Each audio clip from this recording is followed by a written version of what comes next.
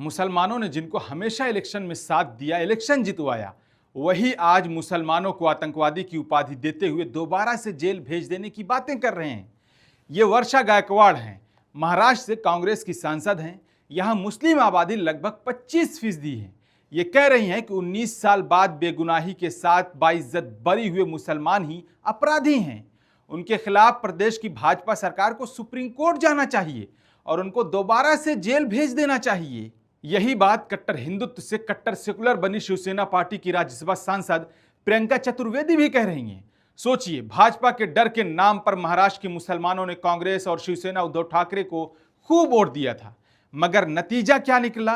वो कल भी आपके बेटों को आतंकवादी कह रहे थे, आज भी आपके बेटों को आतंकवादी कह रहे हैं। क्या राहुल गांधी के सेकुलर पार्टी की यही भाषा रह गई है?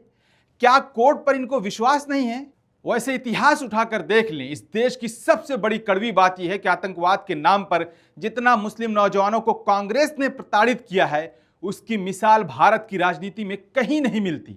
यही आखिरी सच है।